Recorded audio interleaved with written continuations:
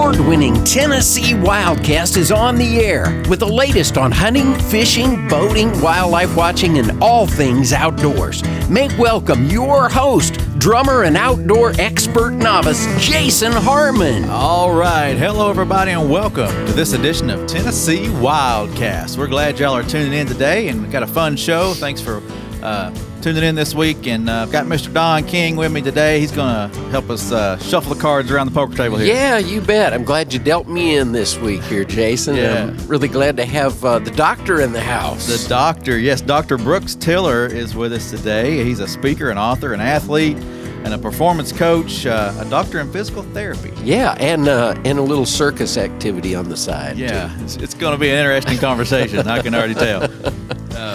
But yeah, Dr. Brooks Tiller, drbrookstiller.com if you want to check him out. Yeah. But anyway, he's lives here in the Nashville area, and came across your Instagram page. You sent us a little doctor's note. I think we got a prescription, didn't we? Yeah, something like that. Yeah, tell us about that. Yeah, I'm a doctor, so you can print it out and take it into work. I don't know if they'll actually like it, but you can tell them that you needed a little recreation, you need a little nature therapy, and go spend the day out fishing or hunting or just walking in the woods, and that's all we need, just a little time outside. Yeah, that does a body a world of good, doesn't it? You know, that might work at the wildlife agency. It better.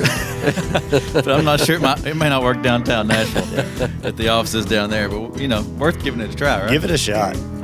Tell them what your Instagram handle is there. It's Dr. Brooks Tiller, DrBrookstiller.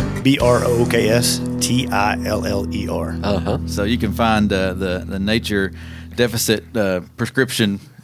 That's right. Form there on his Instagram and on his website. Yeah, so. Get rid of that nature deficit disorder. It's running rampant. It is a nasty thing, I tell you. So anyway, today's going to be a fun show. We're going to be chatting about the outdoors and health and fitness and being prepared to get outside and enjoy the outdoors. But just want to learn a little bit about you before we get too deep into it. How did you learn about the outdoors? How did you get introduced to hunting and fishing? It all started when before I could think, when I was growing up, went out with my dad, my granddad, and whether we were squirrel hunting, rabbit hunting, deer hunting. Normally, if I went deer hunting, nobody saw anything. But I always squirm there. Yeah, but I was having fun. And I was out there with them. One of my earliest memories is rabbit hunting with my dad and my granddad. We didn't have dogs. We went to my other grandfather's farm, and there's a lot of briar patches along the cow pastures. Yeah. And I wound up being the dog most of the time. I had to run them over this way. Exactly. And we would get to the briar patch. Pawpaw's on one side, Dad's on the other, and we knew there's probably rabbits in there. And I was small enough I could kind of weasel my way through, and I had the briar-proof pants on, and I would just go tromping through. And if I saw one, I may yell or I'd hear them shooting. I knew that we got a rabbit. So that was one of my earliest memories. And I was not old enough to even carry a shotgun, but there were times when if we saw one sitting somewhere, I might get to pull the trigger, although it was being kind of manhandled by Dad. But, and it was really how I started, and then got in more into squirrel hunting and then as I got older, of course, deer and now turkey and doing everything else. But that's really how I got started, just walking in the footsteps of Pawpaw and Dad. Yeah. And I know you have a passion for introducing folks to the outdoors and getting people out there. I noticed a video on your website, your son Thor, which is a really cool name. Thank you. I have to throw that out there.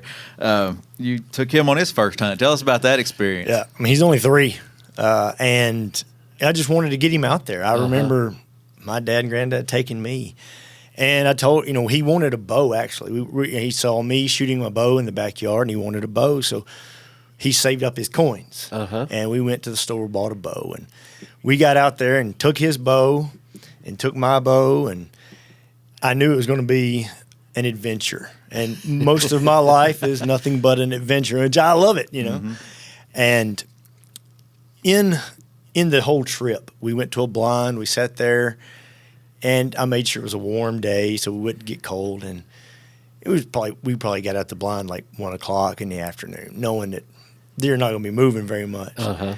We sat there maybe 15 minutes, and it was an adventure. If you watch the video, I won't go into detail of what all happened, but when little kids go to the woods, they have things that happen and you're not always prepared for. Yeah. But we had to go back to the truck, take care of business, and then after that, he decided he wanted to go just pretty much hiking, and so we swapped out the bow for a 22 in case we happened to see a squirrel, and we just went walking, and I let him guide me. He likes to draw maps. We talk about maps a lot at the house, and so he would just kind of direct me, and by directing me, I would help him a little bit, do which way should we go. And we walked probably a good mile or two up and down the hills and hollers and ended back up at the blind.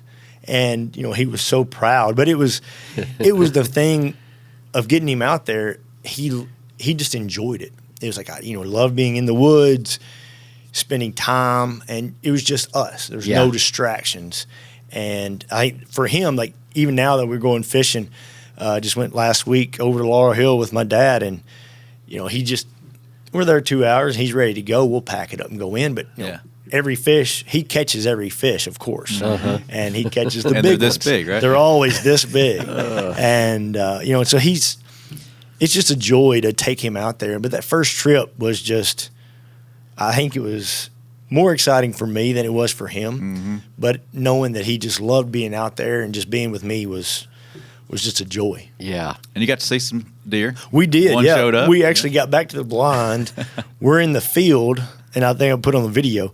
We're shooting a slingshot in the middle of the field.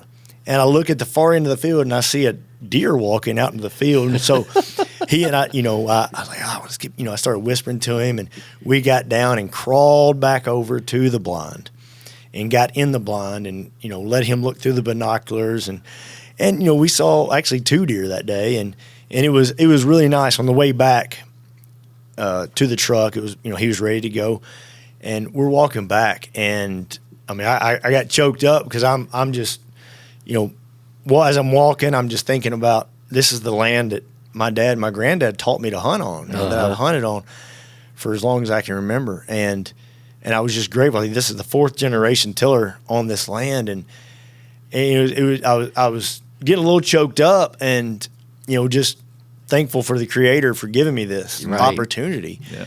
And then all of a sudden, 3 deer pop up out of this hollow and just stop up, over in the field. And he actually saw them first because I was just deep in thought, we're holding hands walking through the field. Daddy, and he points, and there's 3 deer just stopped on top of this little hill, this little ridge right there in the field, just looking at us, And I was like, I got chills, and I was, that was one of those experiences where I just kind of had to look up and say, all right, okay, gotcha, kind of thing. And it was a great time. That's cool. I'll never forget that one. Great memories. That's awesome. I love taking my son out too, and it's fun. Yeah. It's real fun. It kind of appears that the Tiller family always, every day there's an adventure, and I'd like to, say, hey, go visit the website because it's fun looking at the videos and things. And you guys adventure to Costco. Yes. Even that's. Yes. Everything is an adventure. That's fun. Yeah. Yeah, that's awesome. Well, when you have somebody in the family called Circus Mom. Yeah. That does tend to make things fun. Yeah, we have circus equipment all around your house. Our house is hunting and circus stuff, and we live somewhere between a tent in the woods and a circus tent somewhere. That's kind of you'll catch us somewhere in between. Well, tell us a little bit about the circus things y'all do, and probably not the normal circus. You don't have lions and tigers and bears and that kind of thing. No live animals. I'm the closest thing to a wild animal that we have. But we do a lot of performing for big events, whether it be concerts, corporate events, things of that nature. The Opry. The Opry, yeah. We've been That's cool. we've been blessed to be on the Opry, both downtown and and the new one out at Opryland area. We've hit pretty much every major venue. We've worked with, Predators and Titans and country music stars and videos and, Nissan and everybody that's big in town. We've pretty much either been at their place or worked with them. And it's a lot of fitness acrobatic type stuff. It is. Right? It's very Circus Olay. If you've ever seen the aerial Circus Olay, but we also do fire breathing, fire dancing. You name it, and it's and a lot of times it's funny because we will be in a situation where somebody's like, "Hey, are you able to do this?" And we'll a lot of times say yes, and then go learn it, figure out how to do it, and we can make that happen. Yeah, I mean, we know that it's possible. Then, we'll make sure it happens somehow, and then we give, it's just giving someone that wow appeal, and people come to Nashville all the time, for venue, for just like entertainment and the big corporate events. Sure. And so it's great. There's big corporate events there, and then all of a sudden you got people breathing fire and, contortion and flying from the ceiling. Right. It's really, really impressive. Turns it into Nash Vegas kind of thing. It really does. It really does, yes. And they might even blow something up, right? Sometimes we blow stuff up. Yeah, we have the permit to blow things up if needed. That's cool. Put it that way, yeah. Maybe we should get something to blow up at our shows. Man, that would be something. I think the road crew could have a little pyrotechnics. Yeah, maybe so. Yeah. We can figure that out. Right under the drum riser. Yeah. Just have them shoot out of the crowd. Well, let's move on. That's a cool transition. Y'all are, fit folks, healthy. It's amazing what y'all can do with the circus, but then you translate that to healthy hunting, and you have Healthy Hunter TV on your website, right? And I see you got a Healthy Hunter T-shirt on right now. I like the way Brooks talks about conserving the hunter, right? Given that guy that's been doing it all his life, maybe a few extra years in the woods, that he might not have otherwise if he didn't take care of himself. And so talk a little bit about that. Yeah, it really started, I guess, with my grandfather. When I was 17, my grandfather passed away, and like I told you earlier, my dad, my granddad, and I, we were always together. Yeah. I had 2 uncles that we hunted with a lot, and several cousins, and we were always in the woods doing something in some form or fashion, fishing, hunting, just building a fort or something, in the woods. And I lost him when I was 17, and it was at that age where, you're not quite smart enough to ask the questions you ought to ask yet. And as I got older and I went to physical therapy school, I got out, and I was traveling around a lot, working with a lot of professional and high level athletes. Right. And I actually had a client who reminded me of my granddad. He came in, big scruffy white beard, and one of his goals was to be able to bow hunt, to shoot his bow. And and his shoulders were pretty messed up, and started working on his shoulders, and when he was able to pull back his bow, it was like a light went off in my head of, this is what I need to be doing. It's not about seeing somebody on TV. And as an athlete or former athlete, however you want to consider me, that's where I always thought I would be, is playing baseball and on the big stage or something. But working with those guys, and then working with this guy who, all his goal was to shoot a bow, and to be able to, and I had another guy who just wanted to be able to go fishing with his grandkids, and it hit me. I was like, man, that's it, and I can't go back.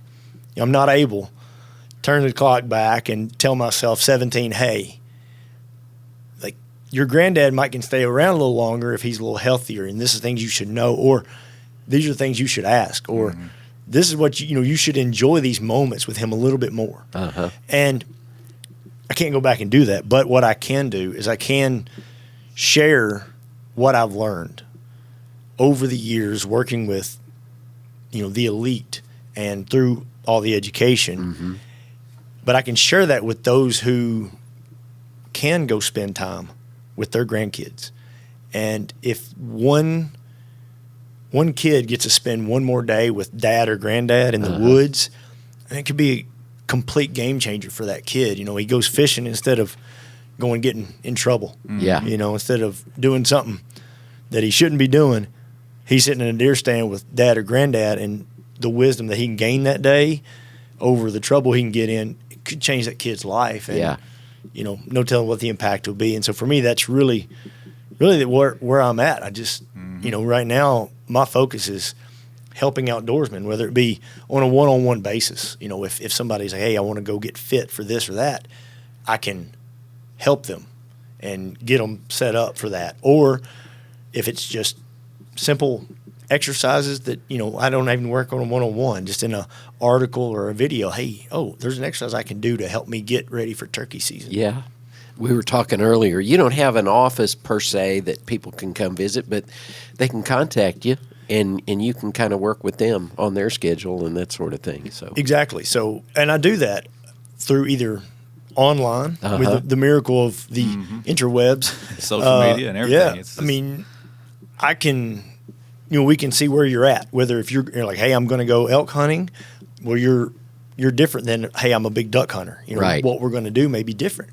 And so I don't really do a cookie cutter program. Sure. You know, I kind of see where you are, what your goals are, and then figure out how we can go from A to B, you know, just like a map. You know, we got to follow the course. And then I can do it personally, you know, go meet you at your gym and do it, but you can also do it online, you know, with the, you know, take a video of this exercise or just stuff you can do at home. I mean, I work out in my own backyard most of the time. You know, just you're busy, you got kids, you got family, you got stuff going on, your job. If I've got 30 minutes, I want to be able to get it in and be done. And very minimal stuff. You don't need a fancy gym. If you got a backpack and you know, you can pretty much everything you need to do with just a backpack if you really wanted to. But that's really the focus, is just helping people meet them where they are. And it doesn't have to be anything crazy fancy, you know. Just, well, you say you tailor it to that person, but give us an example. Say in your diet, what would you change in your diet for a certain activity? Say I'm trying to get back into deer hunting. What would you suggest? You know, and strength training and that kind of thing. What would you suggest? So if it was just we look at your diet, the first things first is most people don't drink enough water. Okay. You know, you're dehydrated, and people don't realize even in the wintertime you can be dehydrated. In the summer we sweat, and so we know, we're dehydrated. But in the wintertime, when we breathe out, every time you see that puff of smoke, if you will, that breath come out, that is water, you know, particles coming out. So you're going to get dehydrated. And when you're dehydrated, it increases your blood pressure. Your heart has to work harder. Then you see a deer, and there's actually a study that shows that the deer or the buck fever is real. And they had a study. It is, yes. And and they had a study where it could just be a doe walking by, and your heart rate can elevate to pretty much what a dead out sprint would be. And you're sitting there and stand. Yeah. Well, think about that, and then you get all this adrenaline rush, and then if you kill something, and now you've got to drag it or load it up, you know, you got to pick up 200 pounds or even just 100 pounds, but it's oddly shaped. Sure. And you're dehydrated. Your blood pressure's already up. Your heart's already overworked. Now you got all this adrenaline pumping you up. You're gonna stress your body, and that's why, you know. And in cold, your body naturally has to work harder just because it's cold and the blood pressure thing again. So one thing would just be drink more water. You know, a lot of guys would take coffee to the woods in or the whatever, thermos. in the thermos, which is fine, but maybe pack a couple of things of water with you. Yeah. And, you know, make sure that you're drinking your water even the day before, the night before, kind of overhydrate if you have to. Right. And, you know, that would be the most simple thing to do, is drink water throughout the week. Even if you may not have as much that day, at least your body has that water in there and you're getting it. You know, and other than that, it would just be, you know, watching what you eat and just being aware of what you're eating. And I mean, as outdoorsmen, when we're eating deer or turkey or fish that we've got ourselves, we do probably take a little more pride in that, a little more awareness of this is where it came from. But whenever we're running down the road and you grab a sack through a window, you're not going to be thinking about where did this come from. You're just shoving it down your gut, So be aware of what you're eating. Look at the sugar is a big thing to watch out for. Sugar can actually dehydrate you. It'll hold on to more. And then just being able to get ready and do things that'll challenge you a little bit. You don't have to be a marathon runner, but do a little something every day just for 10 minutes. Do 100 reps or 10 minutes of walking just to get that heart rate up a little bit. Just so when that deer does walk up, your body doesn't overreact and freak out and like, why is my heart pumping? Yep. So you have that, you're used to it. Mm-hmm. Yeah, because you got about a month there before the season really gets underway in September, or you could be training and walking and just preparing yourself. Yeah, take the stairs at work. Mm-hmm. And, we do that a lot around here. Yeah, the elevator's been out for about a month. That's awesome. My kind of place. But, and walk around at lunch. Take after you eat your lunch, just take a walk 5-10 minutes. And something as simple as that, but if you're, as us Eastern flatland guys, as they call it, if we want to go out west, our training is going to be different. We're going to have to put more miles in on the boots with the backpack and all that. Elevation, you can't really train for that. Right. Unless you've got a bariatric chamber in your backyard or something. I don't have the money for that. But so you got to kind of cater to what you're doing. Yeah. But if you're going to be duck hunting or deer hunting, there's a few stretches we can do to make sure that our hips and our low back doesn't hurt us. Mm-hmm. Keep those kind of limbered up. But drink water, cut down on the sugar, be aware of what you're eating, and just the more you move, the better you're going to move. Hey, I got one question regarding diet. What about, you hear a lot of conversation these days about a keto friendly or keto diet. What exactly is that? So a classical ketogenic diet is primarily your body is learning how to burn fat.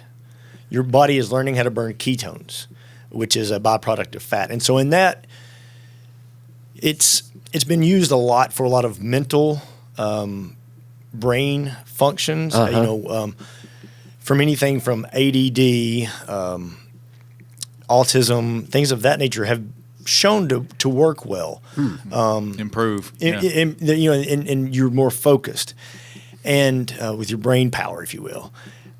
And the main thing in there is your carbohydrates are cut down really low. So your body is learning to run on fat. Mm-hmm. So you have fat and protein, and then you have just a little bit of carbohydrates. Technically, I guess scientifically, quote unquote, the ketogenic diet is 50 grams of carbohydrates is your max. That's not much at all. Which turns to sugar too. It's that carbohydrate. Right. Yeah. So you have that 50 grams but that's all the sugar that your body gets. Right. That's good. Yeah. Keeping that low. Yeah. And then, and it does kind of mimic a fasting diet in a way, which instead of just not eating, you're getting stuff. You're getting the protein and the fats, which fats is how your hormones are made out of fat. Your muscle's made out of protein. And, carbohydrates is that quick burst of energy. It's that real dry kindling you throw in the fire. But the fat is the big log that's going to burn all night long. So you could, if you were more in a ketogenic state, which we wake up after 6-8 hours of sleep, our body's kind of in a ketogenic state already because we haven't had any quick carbohydrate fuel. And if we didn't eat for 3 or 4 days, our body would start living off our own stored body fat. And, and then, but it's more of a just training to get there. The ketogenic diet is more of getting there. And we do a lot of low carb recipes and things of that nature, just because of the sugar factor. Sure. In 200 years ago, our ancestors had less sugar in a week than we'll have in a meal. That is pretty amazing when you start looking at those stats about how much sugar there is in everything that's out there. Yeah, and it's hidden in a lot of places. You don't realize. Yeah. Right. Well, I don't want to run out of time before we hit on the the thing that caught my eye when I was checking out your Instagram page, the American Ninja Warrior. Yeah. We have American Ninja Warrior in the house, and I want to hear about that experience. That is so cool. It happened, kind of just happened. It was just I don't know any other way to put it, but someone saw a video of our circus act and contacted us, and my wife had been after me for a while. You need to get on American Ninja Warrior. You know, these guys are doing this crazy stuff. You do crazy stuff. And I just never really checked into it. They sent a thing, hey, y'all, would y'all want to put in? And my wife was actually pregnant at the time. Okay. And, you know, so you make a little video, send it in. Well, you get a phone call and says, hey, we want you to come be on the show. Can you be here in 2 weeks? So there's not a lot of prep time. You're either ready or you're not. It's kind of Hollywood calling. Yes, right? Exactly. Here we go. We're going under the big lights. So we took a trip. My wife's 9 months pregnant at the time. Actually, our daughter was born about a week after they filmed. But we go down to Daytona, and you know it's an all day process. You know, and you get to see all the big Hollywood lights, the big Hollywood cameras, and through the process. At first, you know, I mean, I'm planning on winning $1 million. That's my objective. Yeah. Of course, you're going to win. Exactly. And I fall short. And at first, it was kind of like, you know, you're defeated and you don't want to think about it. But the encouragement and stuff from other friends, from my wife, it was amazing to be able to see, like, what happened after that. And it's blessed me to have opportunity. I get to go into schools and other places where I might not be able to go and speak and talk about overcoming obstacles, but also get to talk about my love of the outdoors, my passion for hunting and fishing. And I get to bring it to people, some kids who may not ever see it otherwise or hear about it. Right. So it's been really a blessing to do that.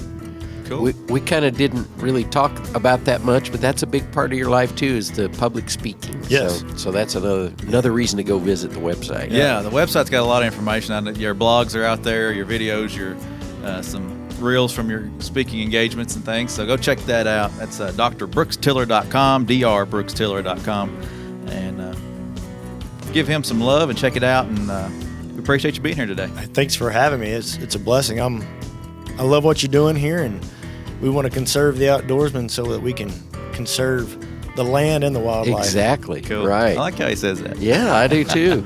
We may coin that phrase. Conserve to conserve. That's right. All right. Well, we appreciate everybody tuning in today. Thank you, Brooks. Thank you, Don. You bet. And we'll be back here again next week, as always, here at Tennessee Wildcast, and we thank y'all for tuning in. Thanks for tuning in. Stay connected with TWRA by visiting our website at tnwildlife.org and follow us on Facebook, Twitter, and Instagram. Hey, it's all about Tennessee wildlife. It's what we do. Tennessee Wildcast will be on the air again next week. We'll see you then.